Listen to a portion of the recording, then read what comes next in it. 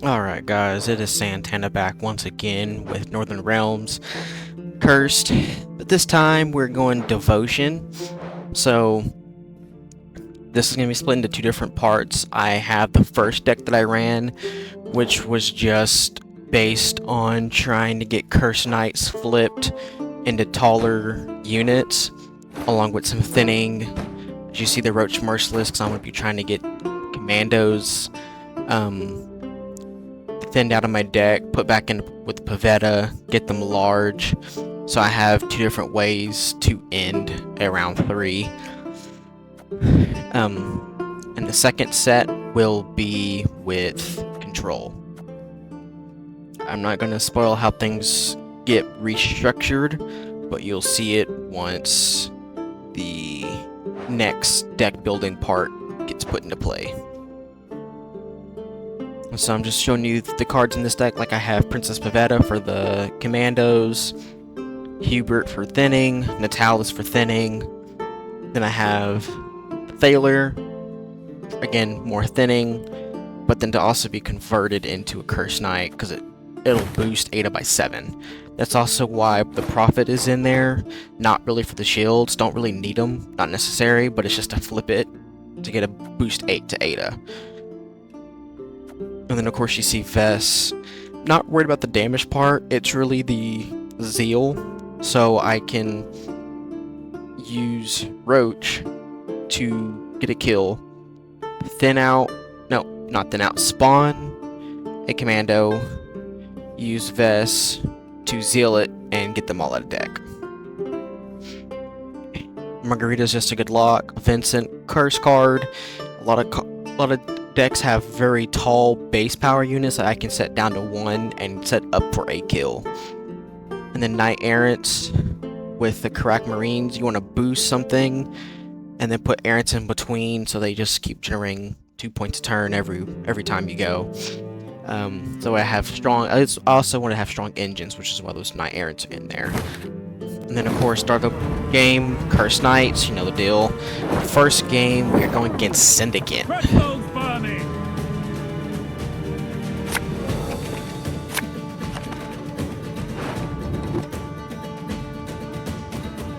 Alright, so you're going to start seeing the vision of what I want to do here for the first round.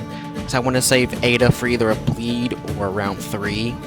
So, round 1, maybe even round 2, it's about those commandos.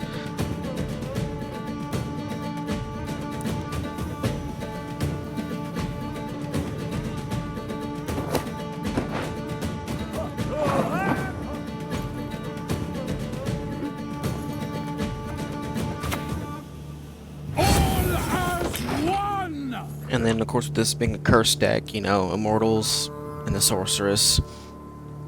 Typical combo. Very strong combo, so might as well use it if I have the space for it. Whew, excuse me, sorry, had to yawn there.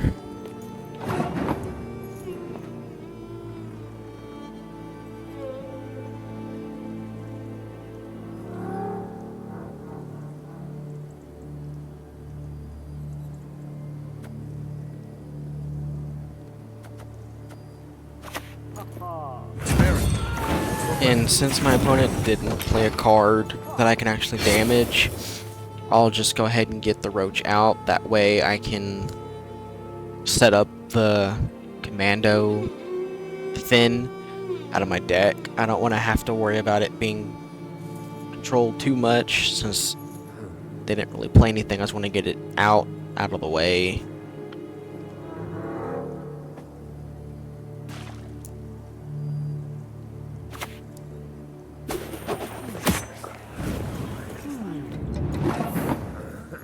And this looks like it's a bounty deck, but it's kind of, I wasn't sure what to expect when I first played this guy, because you don't normally use Jackpot in bounty, but I'm just going to go ahead and go through my process of getting my commandos combo.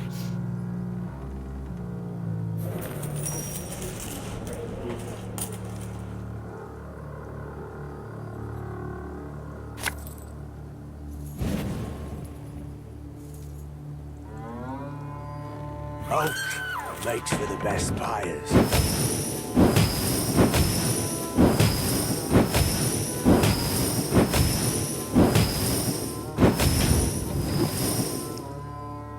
So yeah, looking like kind of a standard bounty deck so far. Thankfully I already got that commando spawned, so there's no need to worry about him dying. I can just continue my combo per usual here.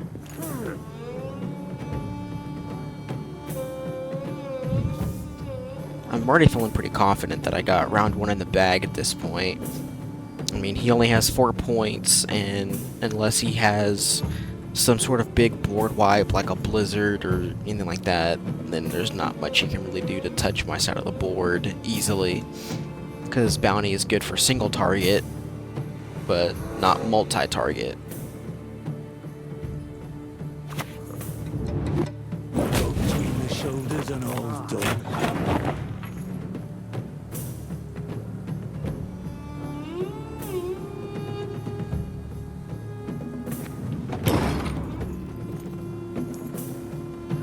And I wanted to play my sorceress out there, but I never had a reason to try to generate a lot of points because my opponent just didn't compete with me on that end. And then he keeps playing down, so I'm thinking he has a way to win it in 2 cards, but doesn't really show anything that's proving that. And so now I'm just thinking that he's making a mistake playing down unless he has a for sure way to win the round here.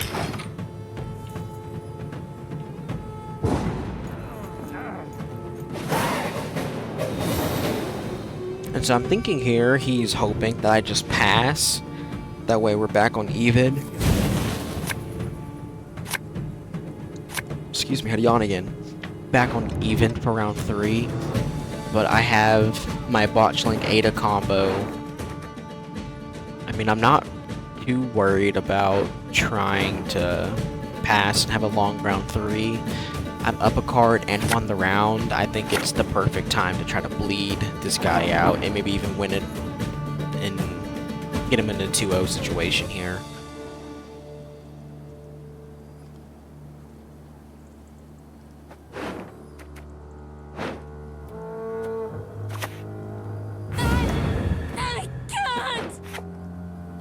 So I might as well go ahead and also just bring out the commandos. I might as well just do everything in my power to get really wide and tall, because I'm gonna have the Adda in my back pocket there.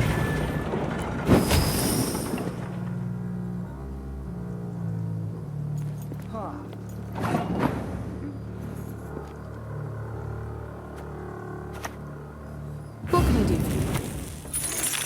And that's one reason why I love having Margarita in deck. You gotta get a nice little elimination right there. No. Excuse me. Very tired today. Had a long morning. A lock to prevent an elimination. That's not necessary. Letting him get free control on my board.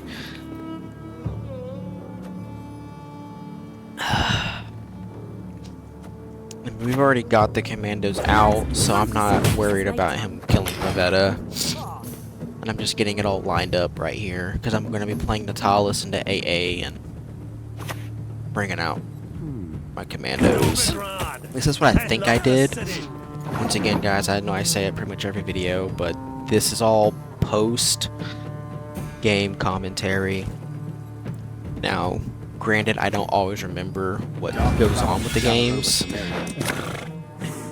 Basically, I'm just having an open-ended conversation, watching the gameplay along with you guys. And yeah, I called it, yep. AA into the commandos, get that big play out there, so.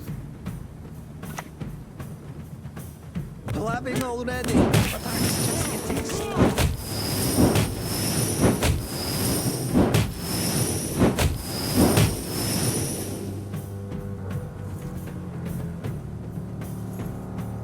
Excuse me, so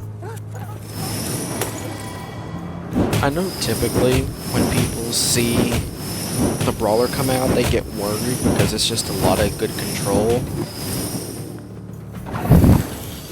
I'm really not, because I'm gonna have a lot of big points once I throw at Ada and Botchling. Scrub this, scrub that. Fuck's sake, I'm sick of thinking shit. Besides, I want him to play down to his very last card. I want to have advantage in round 3 if it goes there. If it doesn't, I want to be able to just 2-0 him. Don't give him a chance to spit something out of his deck that'll make it hard to win.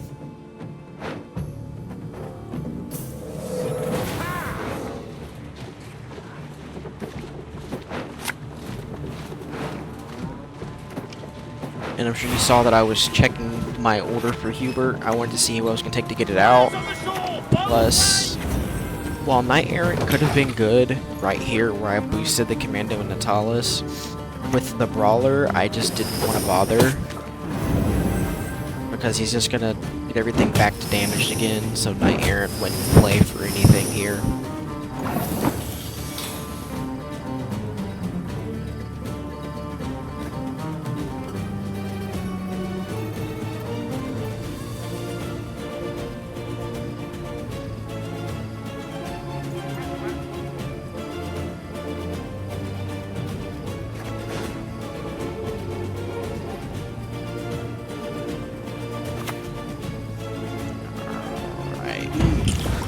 And here comes the Ada, which should let me get the win here. I mean, he's down quite a few points. And I don't really have any worry that he's going to be able to win. I probably could have passed here and been fine, but I want to secure the win, so... The city is ready. And of course I also brought out the Hubert, and I wanted to save Vincent in case of, what is that card? I mean, I got the duo here because he just forfeited right there. But I was really making sure I kept that Vincent in hand at that point, because there's a few cards that play really big in Bounty. And then here, going against monsters with the Fruits of Yesigat. I hope I said it right.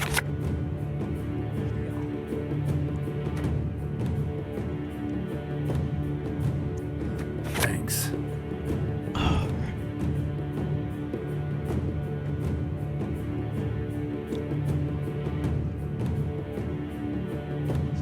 I'm sure you see, I have a decision to make here. Because I can go Ada and do Curse Knights and try to take round 1 that way, and then Commandos round 2 and round 3. That's what I'm gonna do. So vanish.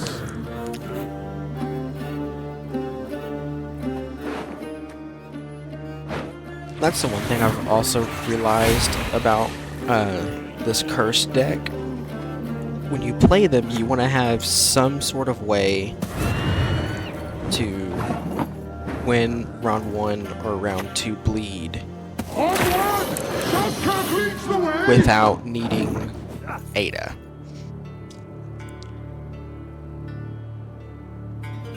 I know a lot of decks, they can simply just go based on having like one strategy that fits into the whole round 2, round 3 on one thing. But this deck, you gotta split it, because there's not enough curse synergy to just go on that. Especially if you're gonna be playing it Devotion. And of course, I saw a video today where somebody used It's crucial not to lose your a head. card to copy Ada.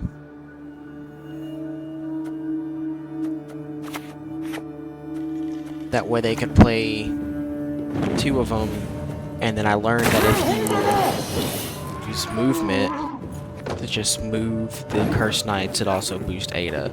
So I don't know if I'll put it in a video. I might do like a short video, like maybe like 1 match, kind of showcasing it, what I saw. But I might use Siege Ladders in a Cursed Knight deck with Ada to just show how you can just move them up and down the rows to get a big boost that way. Gather over to Myria.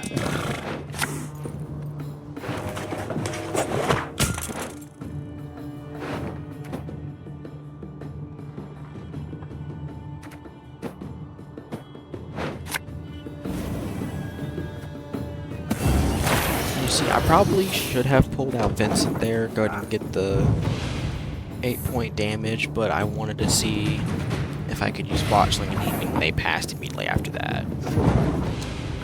So round 2, round 3 should just be using errants and commando spam to get the rest of the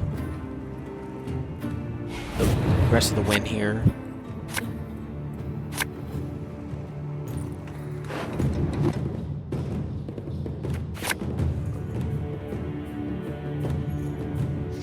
And I will say, I'm sure some of you have noticed, like, in this video, I've gotten some really good draws. Like, really good draws. I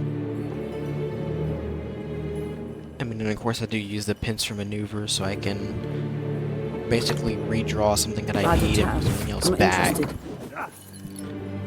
Unless your deck has like a set theme around a set leader style, using pincer maneuver in other realms is so good.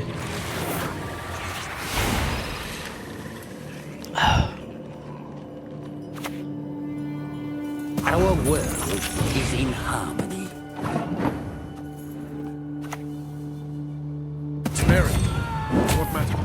Oh man, I don't like that he locked my unit, but thankfully I could just kill his Fruit of Ysigith and spawn my commando that way so I can get it thinned out and built up for this round.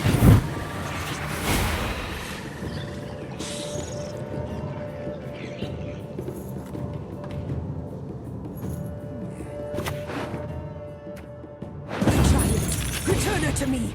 Although, of course, Aguara, just a very random card to carry in a deck to lock something.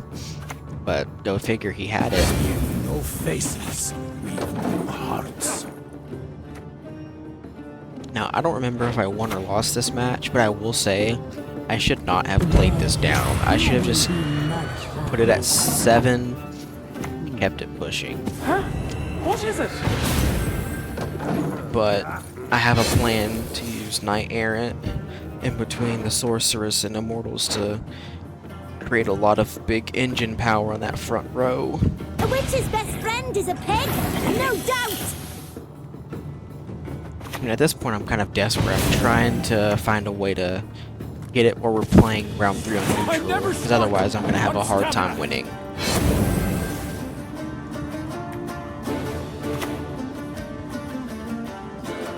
Once you make the thing no it's rude. But at the very least, this is still causing him to play out more cards in his deck. I shall be with you. Because otherwise it'd be a lot harder to win that round 3, as I'm noticing.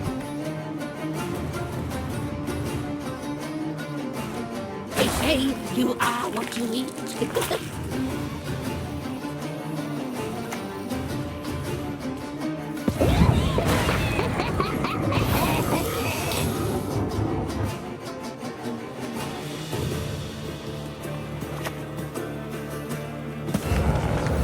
They've not forgotten me.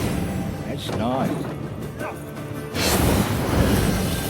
And I will say, the fact that he locks my commando does make this very difficult, because I'm missing out on a big array of points that I can just slap on the back end of the range row right there.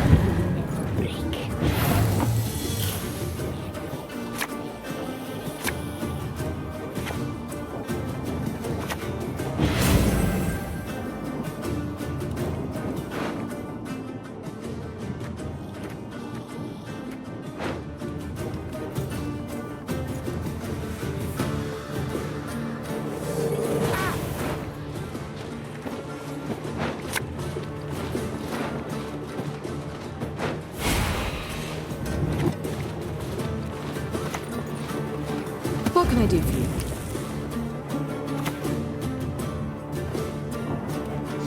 You see, I'm also now looking for my own lock, because I'm not wanting him to have engines.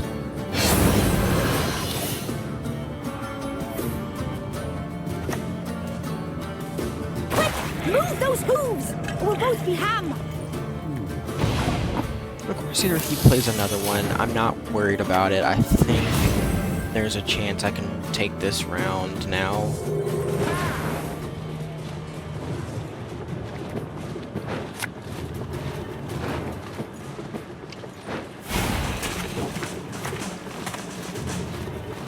Might not like me, but you sure as shit mean it.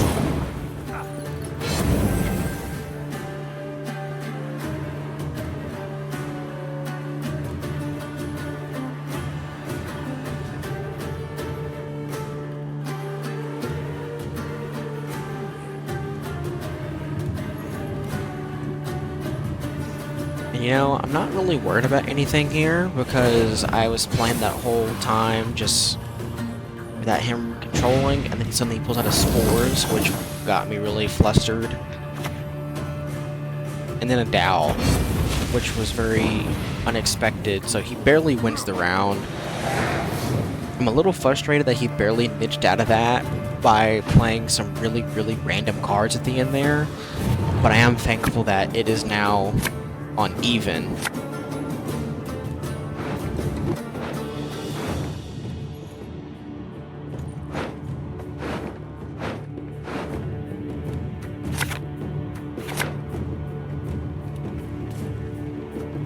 And so I'm feeling good here. I'm feeling good that this is gonna work out. I got Pavetta to put in a commando back into my deck.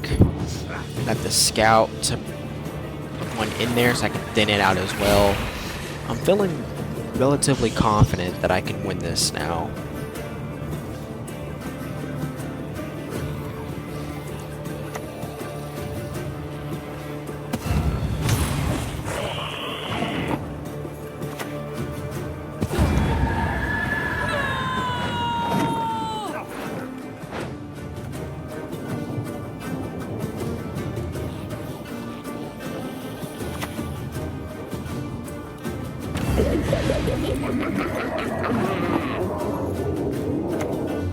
Death to the enemy! The only thing I wish is that I had some form of control here. Control, like, damaging a person's unit plays much better Blueberries, than lady of the woods. boosting yours half the time. But we're gonna go for it, Elves must die! and unfortunately, I lose by a point. Here? You hate to see it.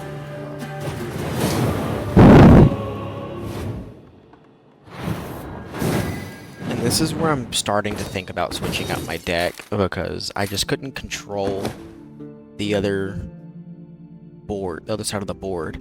So now I'm still going devotion, but I'm going in a bit more of a control route. So I have Prince Concise, Selkirk, so I can duel and have some ways of tall punish. Sabrina's Inferno, it's a bit of a weird card to play here, but again, I have a lot of specters with the Curse Knights. And then also when I go Vandergrift's Blade, now this is a weird card to play, because it's an artifact, you damage your unit by 5, next time you play, you boost yourself by that base power. It's a bit of a weirder card to play, but I wanted to try it out, see how it worked. I mean, you can go with like Prophet, and there's a few other cards you can play that would fit in for that spot.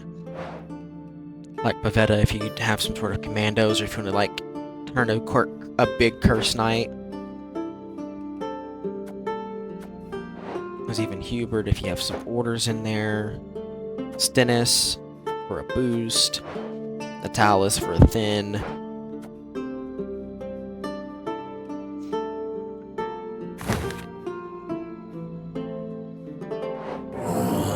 And so I also play King Belohan. Kind of a harder card to play with in some parts, because you put everything to the same power at the beginning, like you put it all to 5 or 6, depending on if it's devotion or not. And with mine all being devotion, it's all going to 6. Then I have full test pride, so I can get some constant damage on the other side of the board. And then Sabrina plays really strong with the Inferno, because it gets to where you damage the whole board twice, except for anything that's a Spectre. So it plays very strong together, plus it plays strong with Full Test Pride as well, because you get to damage it pretty easily and get it killed. And obviously Botchling and Ada are very strong together. And I also decided to go ahead and go with Anna Stringer again, because it's another curse card. But if you get it boosted, it's another big engine. Reinforcements per usual, you get to copy something, that's pretty standard. The Margarita, it's a lock, pretty standard. Vincent Mays, not the most standard 6 provision card you can play in this spot, but it's very strong if you come up against some decks that have high base power units. Plus it works good with the Revenants and the Forbidden Magic, because if you get a death blow with those, you spawn another Revenant. And you can keep that going a lot easier. Boiling Oil, it's just a good way to try to get a nice 5 damage, and if you get a kill, you can purify adjacent units. So if somebody's playing an Ada and they're also in Devotion and they haven't got a unit too big that's next to her, you can kill that unit and purify her to then control her. And then there's other units like Tatterwing that has immunity. You can also do Kyron. Like, it just makes it where you can cut the immunity off of a unit and get a control on it. And of course the Revenant, you can damage unit by 1. If you get a kill, you spawn an extra copy of it, so you can keep it going.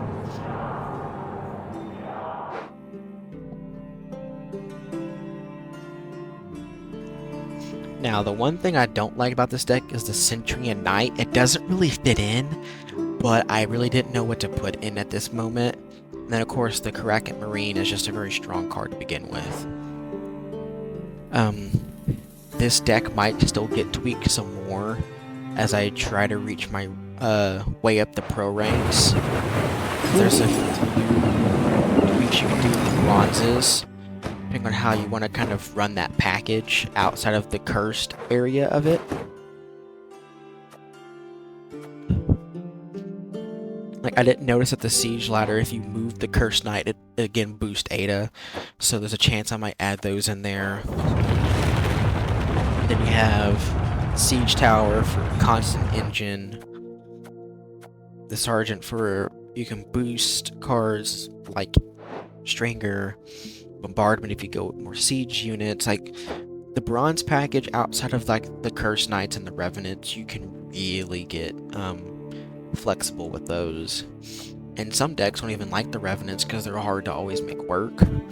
If you want to just go more of a boost heavy and tall punish with like the duels, I mean, you can go errant, you can go shield based, siege based.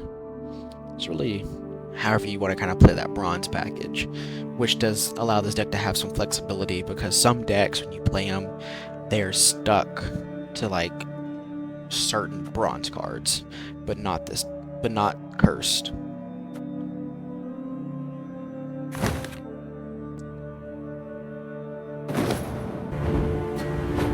Alright, so now we have Northern Realms Imperial Formation. So I'm expecting a lot of soldiers, or even I seen a deck from a guy where he spammed that new Arbalest card with the Slave Driver and a Darian, like just got a whole bunch of them. That way, once you made a status, you're just pinging everything down. So that's another possible card you can see being used in an Imperial Formation deck now, along with like statuses, which doesn't seem like the norm, but it's a very powerful deck that I did try out myself in just the practice mode. I haven't made any videos for it yet.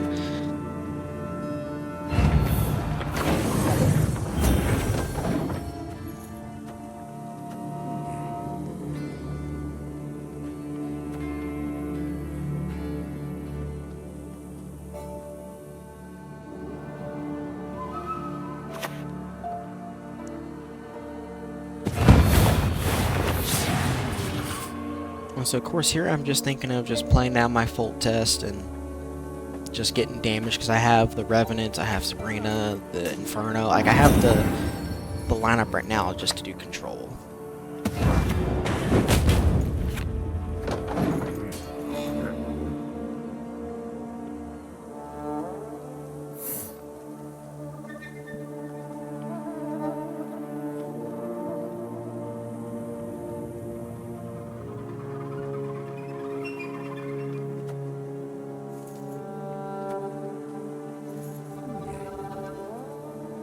And I've noticed that a lot of people have been playing kind of slow against this deck, was while it's like a deck you kind of expecting to see a lot because it's new and exciting and fun to play. You have to be wary of what you do. And as you see here, I'm noticing he's going with charges. So I'm already kind of worried about cow carcasses being played later, because that was a deck that was very popular at a time too that I might actually bring back because it was pretty fun and pretty deadly, just poisoning an entire board super easily. But had a very weak round 1, so not 100% sure on playing it. But I didn't want to worry about him constantly bringing it back, but I didn't quite eliminate it. I probably should have done that right here with Prince. Because, yeah, he gets another charge on it. So that was a misplay by me. But it's fine. I think it's just a workout for me. Because right now, for this current card he has out there, the Fleet, there's nothing flanking. So he can't infuse and get points with it that way. Not like it. You sure as shit. Tomorrow we supper home!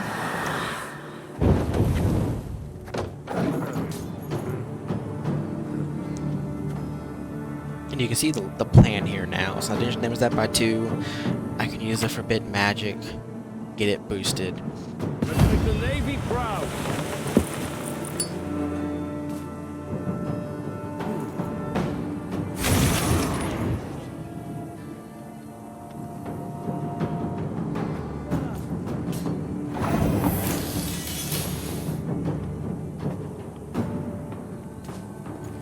I will say though, I was surprised to see him not lock Full Test Pride, because it's going to do more damage over time compared to the Revenant. There'll be nothing left to bury!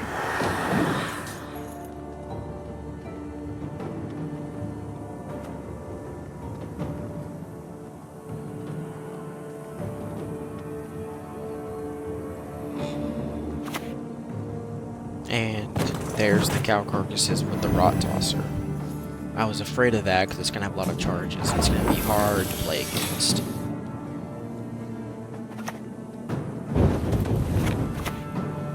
But I don't want to deal with it. I'm just going to kill it. And get a Revenant spawned out too. So I think right here is like some of my best Gwent I've played in a while, because I'm just playing really smart and proactively very well. I'm not wasting my opportunities that I have there.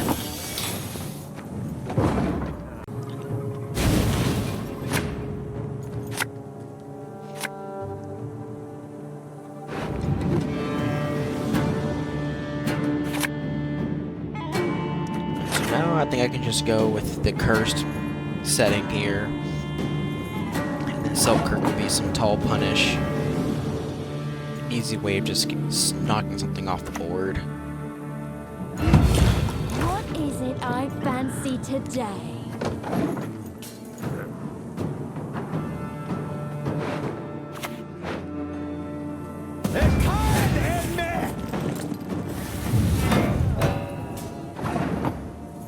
Now he does play Defender, which means Selkar's gonna probably only be able to kill that, which really isn't the end of the world. Because either way, I'm going to play my Cursed Knights and get those big. Now, I'm a little worried that I might see a Scorch here, but thankfully most Nilfgaard decks can't fit in that kind of random control. Yeah, so they just fit in their own standard control units.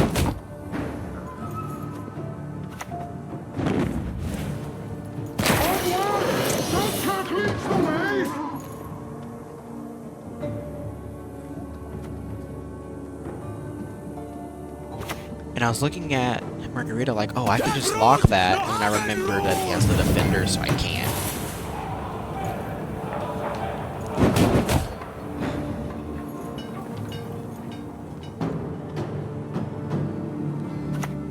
And so here's a good time for botch line to be played. For one reason being is that like it's gonna take damage from his flanking units right there, but I can just flip it and negate the damage.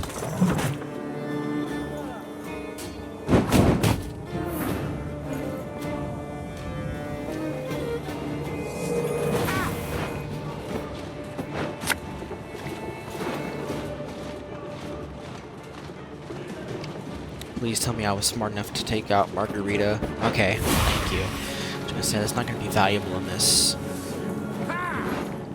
matchup.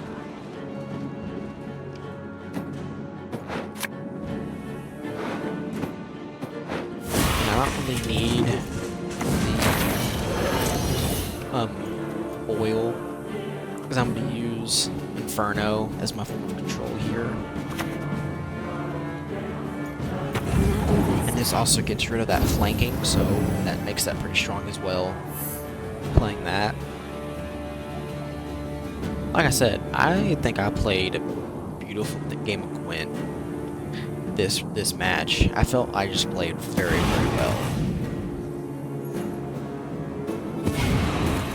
I will say, right here, I wish I had my Revenants in hand, because I could just ping those down and spawn more Revenants off of it. But I still have the Sabrina's Inferno. So I have a way of controlling it, so I don't have to eat up all that poison. My reason to travel, I mean.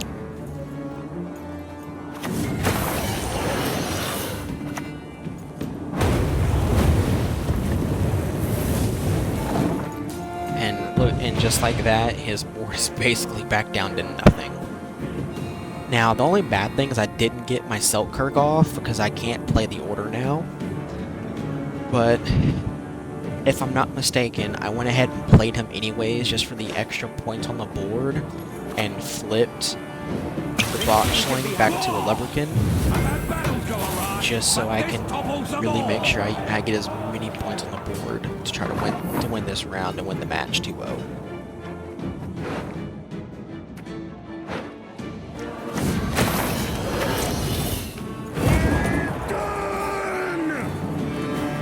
Yeah, so he just forfeited. I mean, I don't blame him.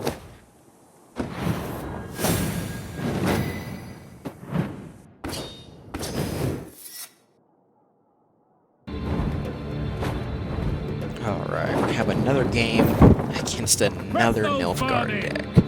Nilfgaard's always been very popular.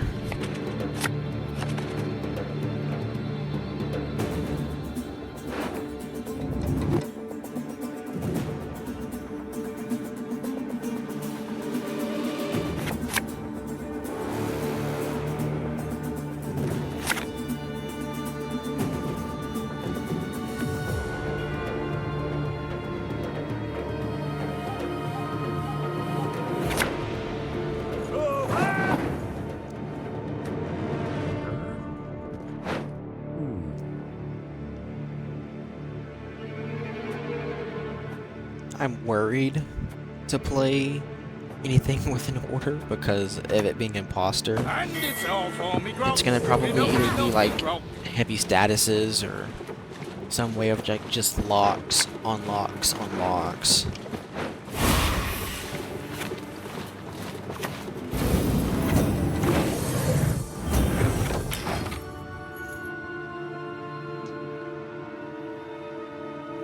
But I'm gonna try to get out of the round the best that I can.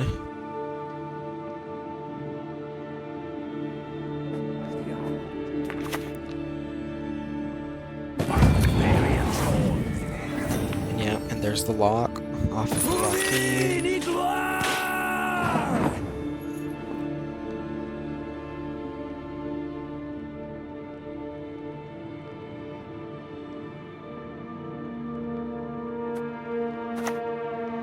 Now I remember I was very eerie about playing against this way because he's just gonna lock a lot of my stuff or gonna steal something important off my board too.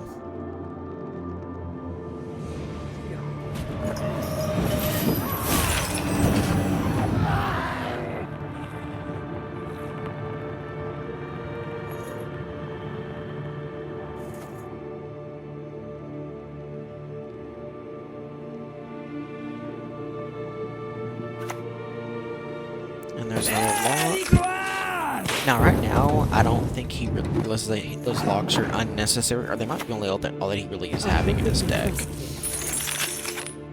Thankfully, I have my own lock, but there's a chance he has a Purify in his deck. So, yeah. The stars contend you shall be victorious today.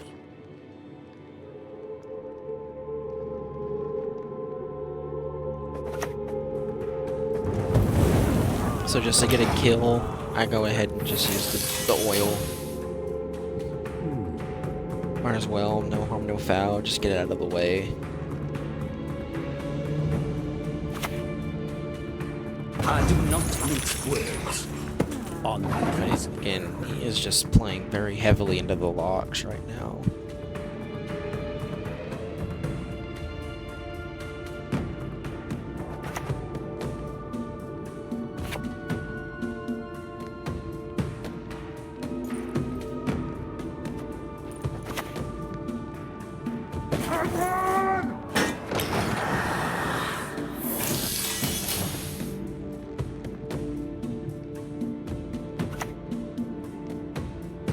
few poachers dare venture into the And Vermorum's again, wood. he just has all the locks. I believe I lose round 1 here because it's just way too difficult to make anything work.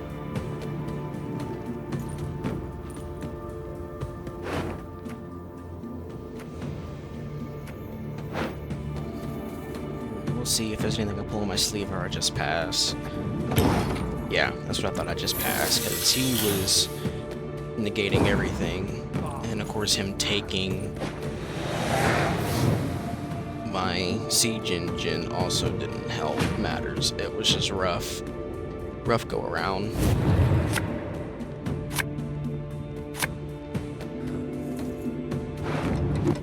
And of course, in other news, guys, I'll probably be working on it next. I already have it recorded. I just gotta get it together and edited. I recently pulled a gold card for Skellige. I pulled Fulmar. So, I'll probably be doing a Rain and Storms deck here soon for you guys. Again, I've already got it recorded. I just need to get it edited, transitions done, and then from there, my commentary. By the way, Rain and Storm are still very strong, even in this patch. I speak of my folk. Tissa is my ward, under my protection.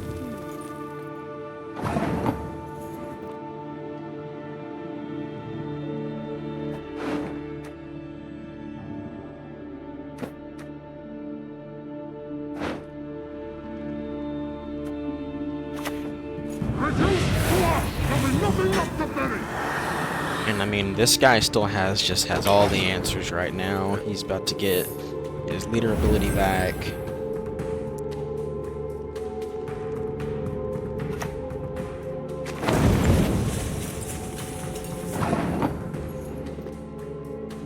I mean, it's just such a weirdly composed deck that works. Like, parts of it, there's definitely like a plan built around it, and then parts of it is just, hey, what cards are good in the game that will just help make my deck better.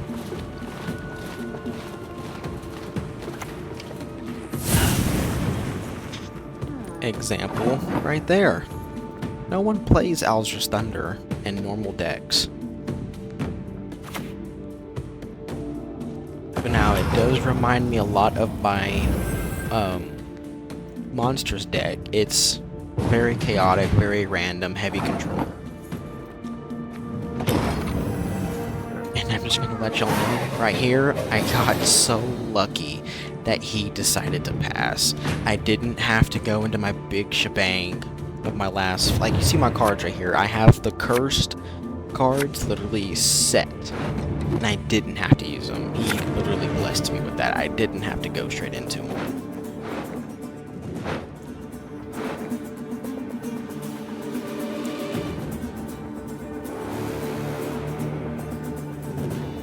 I really should get rid of Bellahoon here in hopes for, like, Prince and Ice.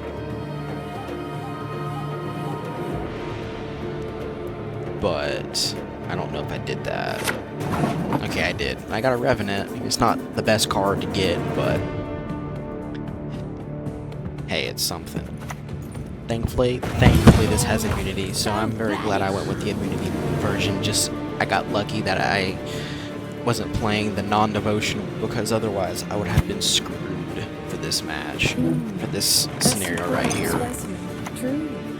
Because I can play these guys free of charge right here without having to worry about my Ada just getting her socks knocked off of her. Now again, if he randomly has like a Scorch or Curse of Corruption, and yeah, I bite the dust hard, but thankfully he can't do that with Vilgefortz and just crush it. Now I will say, I don't like that he happened to play Vilgefortz and pulled out a my Centurion Knight, because now I can't do my combo with the Cursed Knights just playing them like boom, boom, boom.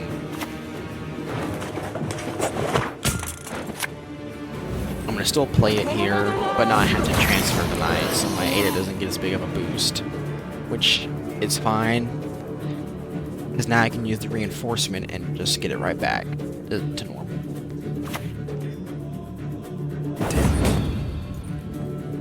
And then just random card. You don't see many people running Geralt, but again, like when you play these lower ranks, like where I'm at, not everybody has all the cards, so they start playing cards that just don't really fit in the deck. They just kind of play what they can and what will just be effective for random scenarios.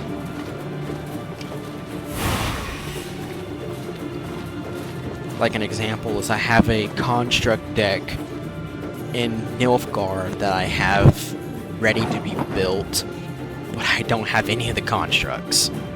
So I gotta wait until I get them all. And I'll probably end up making, like, when I get that deck ready, I want to use Living Armor in the deck, but I don't know if I'm gonna have the ability to just sit there and wait to get it crafted. It's 800 scraps. I don't know if I'll have the chance to wait to get that ready for y'all.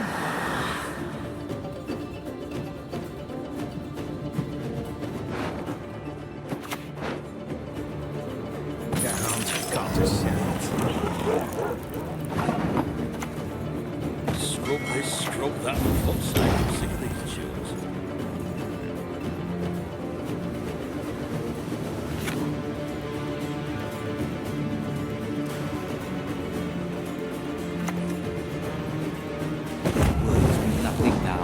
You know, thankfully he can't touch Ada, because I got a good win right there because of it. And yeah, that's the day. I recommend Devotion, 100%. See you guys next time.